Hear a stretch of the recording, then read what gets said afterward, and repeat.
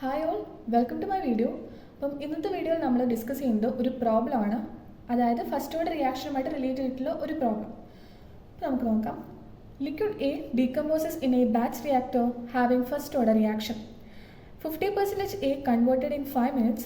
How long it would take for 75% conversion?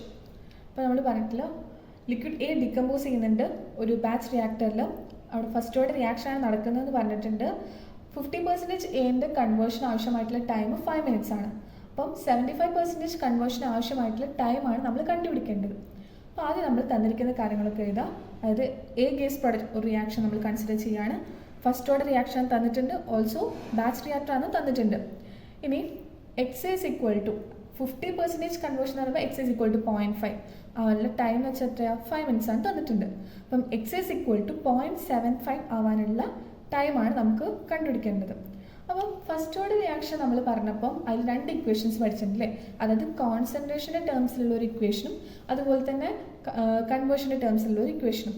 അപ്പോൾ ഇവിടെ ഞാൻ യൂസ് ചെയ്യുന്നത് കൺവേർഷൻ ടേമിലുള്ള ഇക്വേഷനാണ്. നമുക്ക് രണ്ടും യൂസ് ചെയ്തിട്ട് സോൾവ് ചെയ്യാൻ പറ്റും.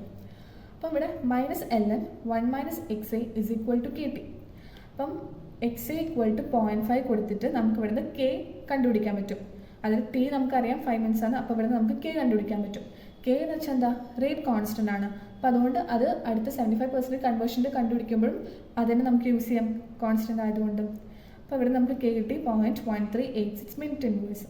ഇനി 75% കൺവേർഷൻ ആവശ്യമായിട്ടുള്ള ടൈം നോക്കുകയാണെങ്കിൽ -ln 1 - 0.75 is equal to k into T. കെക്ക് വരാൻ 0.1386 ഇൻറ്റു ടി.